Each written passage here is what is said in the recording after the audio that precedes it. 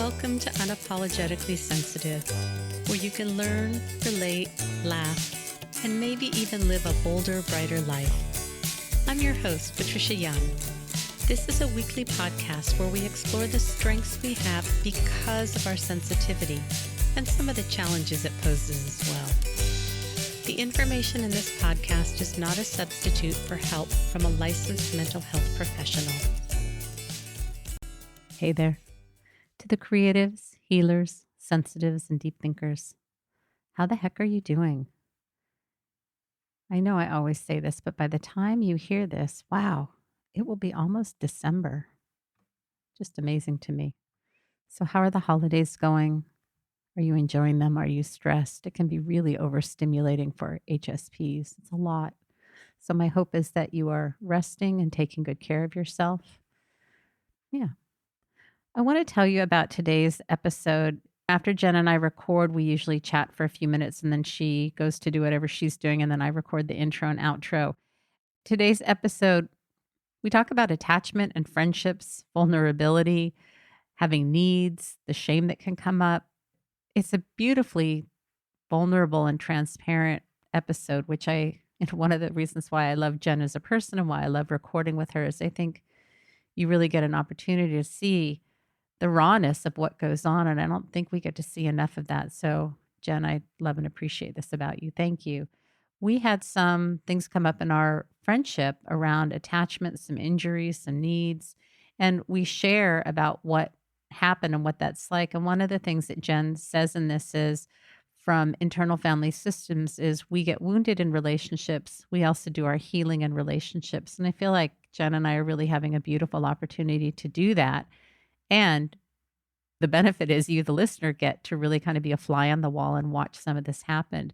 It is interesting that when we finished recording and Jen and I were chatting, she said, "Is everything okay with us?" And I said, "Yes, I think sometimes the feelings for me of how delicious the connection feels get really intense for me and it scares me. And so I pull back a little bit." And she said, yeah, she was picking up on that because what I hear from many of you, I don't know if this is true for all of you, but from some, that some people have chosen to not be in relationships with others because it's just too painful, the hurts, the anger, the disappointment, the frustration.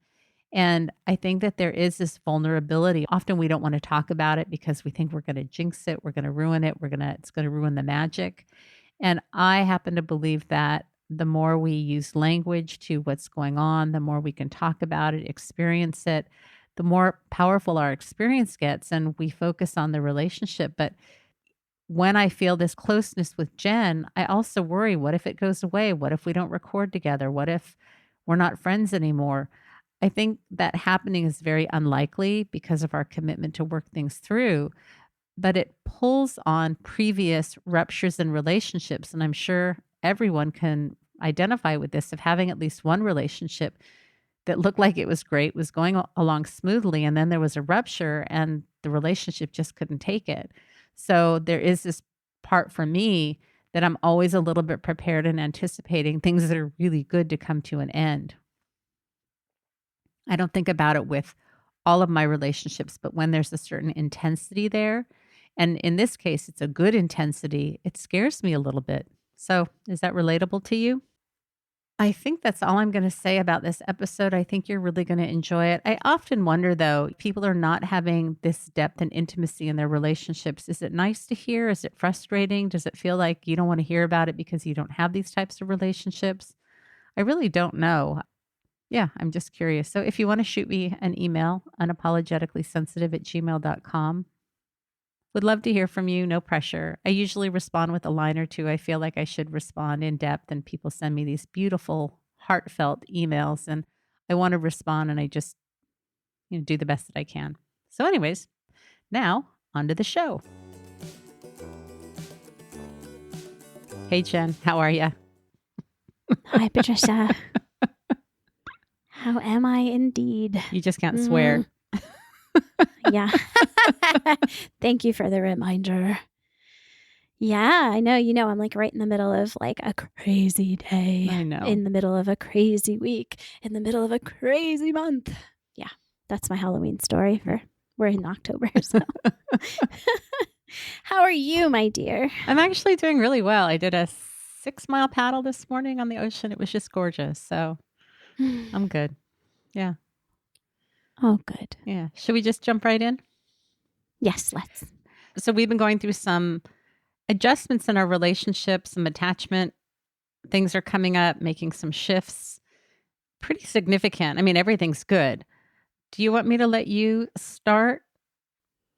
Yeah, you know what just came flying into my head? Again, that quote from my IFS level 1 instructor, Pamela Kraus, said, "We're injured in relationship. We have opportunities to heal in relationship."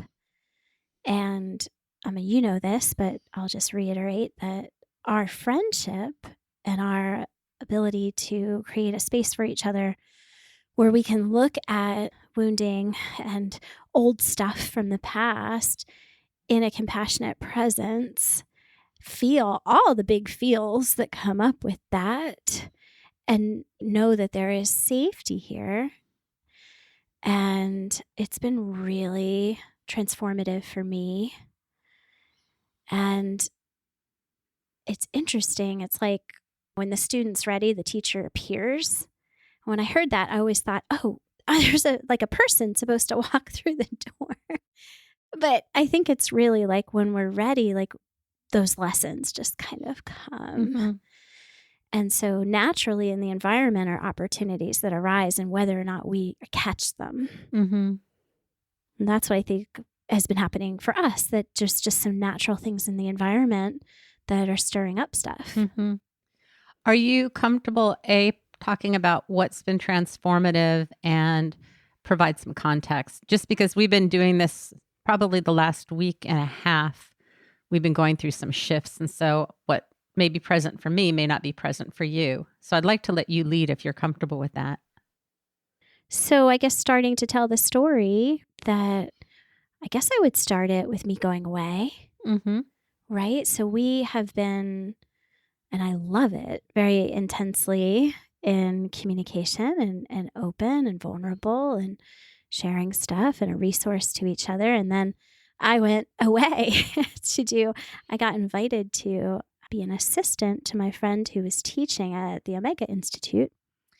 And it was a very grueling schedule. It was like 9 a.m. to 10 p.m. on most days. And it was a 5-day long thing. And Mm-hmm. kind of going into it, knowing that I would not be able to be quite as freely present as I have been, Mm-hmm. and having that bring up some stuff.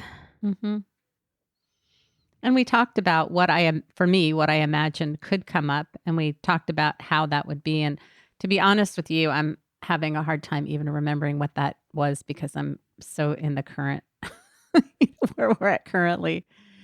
Isn't it funny? I think that's why in therapy, I'm like, just what's alive for you today? Mm-hmm. Because even Mm-hmm. though a lot could have happened, so let's shift gears, right? Because that's so last week.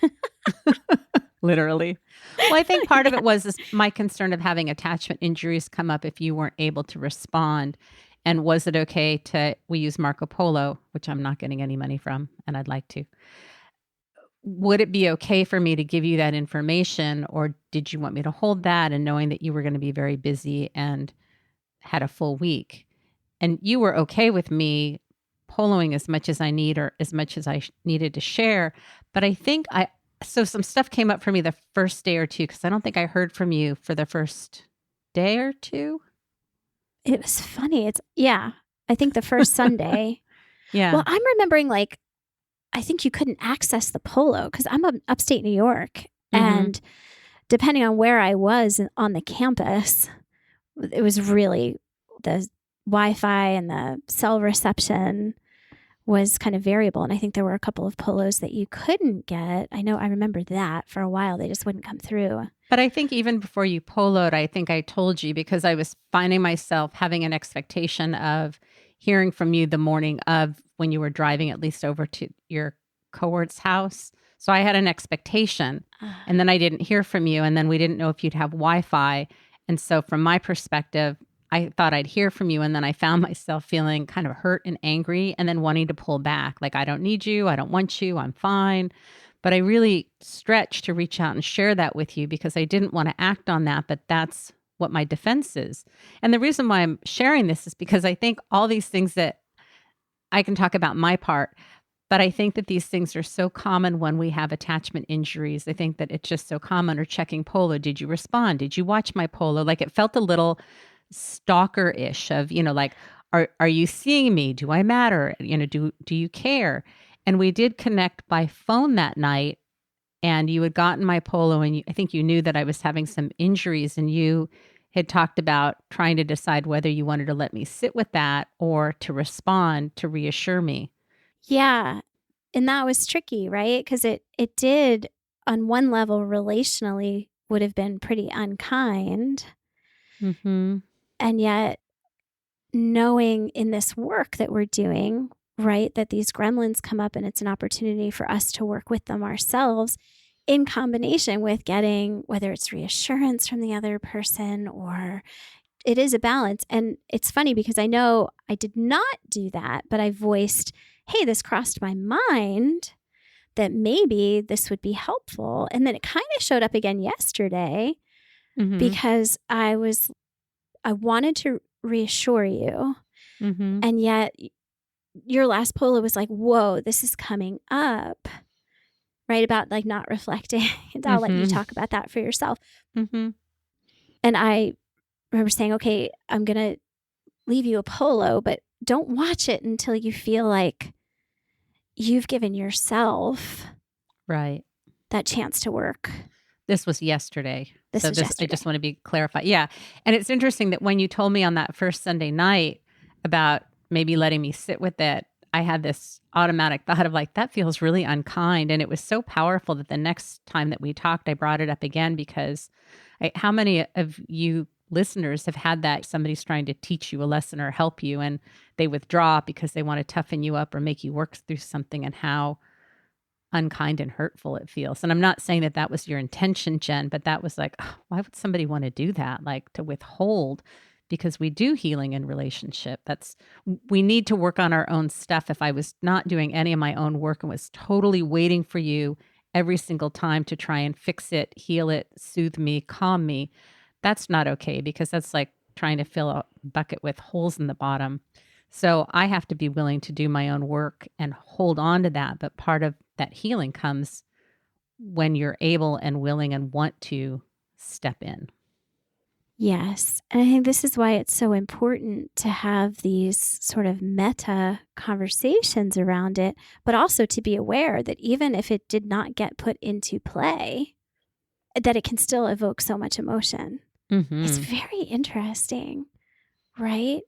That it, and it's the power of, I guess, our memories, our imagining that happening can Mhm. evoke it as if it had happened, Mhm. right? Because I know part of my polo is also kind of talking about that. Hey, is this something you would want? It's an Mhm. opportunity here.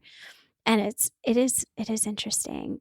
And I guess it's funny. I work so hard on like not being self-defensive, but I'm feeling like Mhm. I want to say like that is not something that I actually did. That Right. was something that I just talked about, like this, I don't know, it's like everything I do is an experiment, and Sure. it's like, and that's the meta awareness. That's like, would this be helpful? This is like getting Mhm. consent, right? This wouldn't be the way it landed in your system was, wow, someone, and I can totally get it. I see the through Mhm. line right to it. Someone trying Mhm. to teach me a lesson or someone trying to do that, and it evoked all of that. And then I don't want to be defensive because that's something interesting for me to hold space for you to look at, Right. Right. right? And I have this narrative. I was thinking when I was in the recovery home when I was in my 30s, I was in a recovery home for my eating disorder for 9.5 months. We'd get contracts. And one of the contracts was, I had a bunch of them. I had to be blindfolded for a day. I could only speak in one sentence. And they didn't explain why we had these contracts. And I remember thinking they're trying to break my spirit. Like that's what I thought the lesson was. And it wasn't possible for me at the time to see that they're helping me to not have to be in charge and not have to be in control and to count on other people. And so I think that many of us have these experiences and these narratives and these threads that we bring from the past to the present of people are trying to do things that are hurtful, harmful, And I'm not saying that that's necessarily what came up in the moment, but I think this is relevant to what we're talking about. Well, and what would it be like if we all really knew that we all do that? Mm-hmm. And that could crack open and maybe even solve some of the limitations of our languaging of things Mm-hmm. because it's not personal. And if we're not taking it in this self-defensive, well, wait, what do you mean? I didn't, kind of way, couldn't we be more compassionate with each other if we Right. really got that most of us have some version of this going on? Right. Right. As a result, after we connected, I think I felt grounded and we were able to connect more than I had anticipated. But I made a conscious choice that week to be more present for you.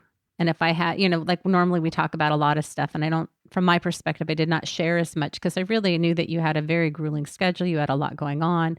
You said it was okay to show up. And I felt like I showed up in the moment as I could. In the moment, I don't think I may not have been able to acknowledge that that's what was going on.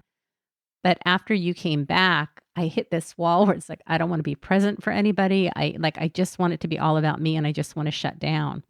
And I think this is a pattern that I see of when I need to be available for other people's needs historically. What I had to do was to squash all of my needs. And that's not what you said I needed to do the week you were gone. But this is a familiar pattern. Make myself small, make my needs less, be available for somebody else. It feels okay in the moment, but then I get smacked upside the head. Yes. And so let's talk about the conversation yesterday that you had with me and what that activated for me. Yeah. So I don't want to speak too much for you. So definitely set me straight if I get something wrong or that doesn't feel resonant. But what I was hearing was that you're kind of hitting that wall, not being able to reflect. And I mean, this has been a part of our Marco Poloing Mhm. has been at different levels. I mean, sometimes I'm like, oof, I'm like rocking the reflections. And other times I'm like, oh my gosh, I can't even remember anything you said. And I think we've been Mhm. pretty open about that when that happens, right? And Mhm. so you were talking about, I really don't want to reflect right now, or maybe that's the wrong word because I there's all connotations attached to that, right? But you Mhm. were in a space where, let's say, reflecting back was not serving you or did not feel the same way that it typically does. Mhm. And I don't know if that was like hustle energy instead of that kind of like restful, just coming out of a place of wanting to, kind of the approach instead of avoid, right? So Mhm. I said, well, that's okay. Like, just don't reflect. Like, don't just show up. It's okay. Don't do it if you don't want to do it. And isn't that something to get curious about? Like, let's see what happens. Mhm. And then do you want to talk about your response? My tears. Oh, well, Oh we my both had them. gosh. What a Yeah. nice little, it was like almost like a geyser. Well, I mean, this whole thing we're talking about, my part of it, but all of this activated stuff for both of us. Yes, 1,000%. Yeah. And what came up for me was tears of like, if I don't reflect you, you will get angry, you will leave, and you will call me selfish. Like, how can I just show up and take and take and take and not give? Like, that may work once or twice, but that's not sustainable. And I really felt into that when I got your polo. And I've poloed you once or twice since and have not reflected. And I've felt present. It's felt like, ooh, this is about me and I love it. And the other thing that I realized is that I had this unspoken agreement with you historically. And if you would have asked me about this 6 months ago in the moment, I would have said, no, it wasn't going on because it wasn't conscious for me. But my unspoken agreement with you was I'm going to show up as the best friend that I can. I'm going to be present. I'm going to reflect. I'm going to be here for you. You're going to count on me. You're going to need me. And that's going to create this bond and loyalty with us. I feel embarrassed saying that. And that's really what the truth is. And seeing how much hustle there's been for me about what I feel like I have to do to show up to be a good friend. Now, it's very natural for me to reflect and be very engaged. And I think for you, the listener, it's not that these aren't skills that you don't have. They're not skills that you're not good at, because we tend to be very, very skilled, but it's being able to pull out that intention or what's driving it. And so when you offered yesterday, Jen, like, don't reflect, just show up. Like, you don't have to, do anything. That the thought of like, oh my gosh, if I don't do that, the relationship won't last. And I've had these thoughts, and you and I talked about it, of what if something happens in our friendship and you don't want to record the podcast? Like, I don't think I want to do this by myself anymore. There'd be no podcast. And I've had enough relationships that felt very solid. And then there was a rupture, and then the relationship just ended. There was no repair. And so there is always a part of me that is prepared for something that feels really yummy, delicious, and wonderful to just end. And that part of me is like, okay, I guess here we go again. Which again, for the listener, I think this is very, very relatable. We may not talk about it, we may not admit it, but I think all of these ways that we've been hurt and wounded and the way that we've protected ourselves show up. Even there was no threat or danger in our current relationship, but the thought of what if that happens came up for me. So I want to let you share a little bit. I'm thinking of a couple of things. Yes, all of this happened in the context of no rupture. Right. Really, right? No frustration, no anger, no misunderstandings. I mean, this was all done lovingly, compassionately. But I think in the silence, like, oh, if I don't show up for you and then there's silence, maybe that's what's going on for you. But go ahead, Jen. Yeah. And I also want to own that whole thing that you said about needing to show up as like the best friend ever, that type of overperforming. I could have said every word that came out of your mouth. That is so relatable to me. I'm like, yes. And that's what I've been calling hustle energy, right? If I don't work really, really hard for this attachment, I'm not going to get it, right? Mm-hmm. I'm not inherently lovable or inherently worthy to have it. I have to earn it, right? I mean, we see this maps right onto attachment stuff. Mm-hmm. And so then when we do get the invitation to rest, and then all of these projections come up, I think it's safe to call them projections, right? Because they, even like the unkindness of my suggestion of not reassuring it didn't actually happen, right? But it feels like it does. I think that this is an important thing, right? That I did read a quote once. It was like, if you knew the degree to which every single person is projecting, you would never take anything personally again. If we can ground that self-defensiveness that we all feel because we're protecting our images of ourselves, if I'm unkind when I have to be the best person ever to have your love and attachment, then, I better like mount a real argument against that and defend myself, because that means I will be bereft, right? I won't have any of my attachment needs met. So I just think it's fascinating. I mean, I love that you and I have created this space to be like really curious. So if we can understand how much we do this, and if we can understand how much other people do this, if we can work on not having to defend ourselves, we really can step into this space of curiosity and real intimacy. We have to be willing to sit in uncertainty and all of that. There's so much to say here. I'm trying to find what other threads to kind of pull out and look at. I did think it's interesting that my response to you, I had my whole other thing go off and a lot of this was me too, right? Like, I feel like, what would that say about me if I was angry or selfish? Like, then wouldn't that be me being like that word selfish, I think, was really triggering. And it's troubling because there's some degree. So if we're being the best friend ever and we're squashing all of our own needs down, we actually need a little selfishness. We need to self-center. We need to be able to be a part of the equation and take our own needs and best interests in heart. And like, this is the interdependence, right? That we're not vying for that. It's something that we work out together. So, yeah. I think we've done a really beautiful job of being able to be incredibly vulnerable.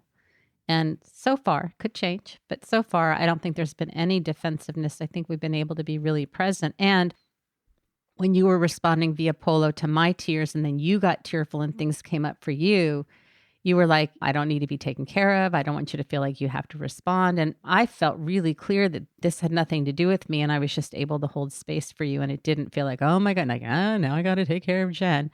And how many of you have been in those situations where you have to be, I don't know what the language is, I'm going to be messy. You have something going on and then somebody else has something going on. And the dynamic is then you have to sacrifice whatever's going on for you to attend to them. And that's a dynamic that is to pull you away from your own focus because other people can't manage keeping the focus on you. And like, we don't have any of that. Yeah, that was a sort of a final polo, right? Because I had gone up, I think I had just like gone up to the bathroom or something and I was continuing to think about it. And yeah, was like, oh, shoot. Because I don't want my tears to activate that caretaking, right? So Right. I was like, I want to get, just circle back. I really am okay. Right. And it's funny, I was talking with a friend last night, I think, who asked me that question, like, "Are you okay?" And I was like, Mm. I'm okay in the way that I'm always okay, even when I'm not okay, okay. And she's Mm-hmm. like, I know what that okay is. It Yeah. was really, Yeah. Yeah, absolutely. And we talked about that we're going to trust that we have enough in our relationship that if things do need to shift and change, that we will be able to talk about it and work it through, and that we're both committed to staying and figuring out whatever that is. And I think we often go into relationships expecting people and circumstances to stay the same. And when there's a shift or a change, that's a deal breaker, and that there's not that flexibility. I was just hearing some people talk about parenting. I didn't say anything, and I'm okay that I didn't, but I so disagreed because it was about dominating children and being authoritative. And I was thinking about how much of my I've made lots of mistakes. I was not a perfect parent, but how much of it really was about the relationship. And I think that when we're focused on the relationship, all the other stuff doesn't matter. That becomes secondary. And you and I have done a beautiful job demonstrating focusing on the relationship and not the structure, the form, all of those outside things, because those will change and shift. yeah.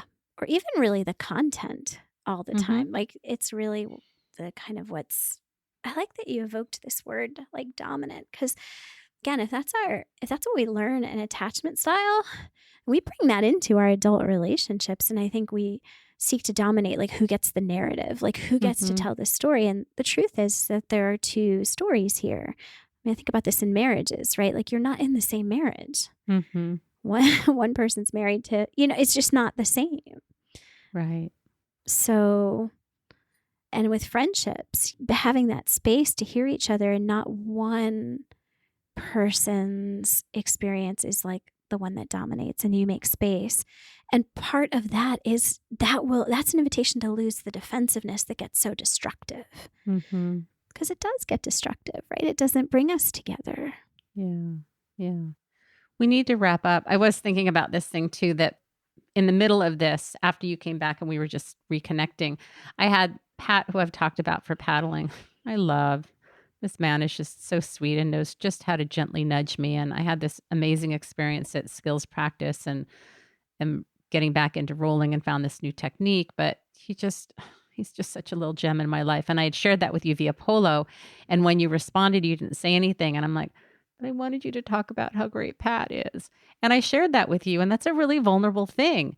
And then what usually comes up for me is like, I don't want to have the need. I don't want to have to, like, I don't want to have to say anything. And then you reflected beautifully back and you thanked me. Well, I'll let you talk about your part in it.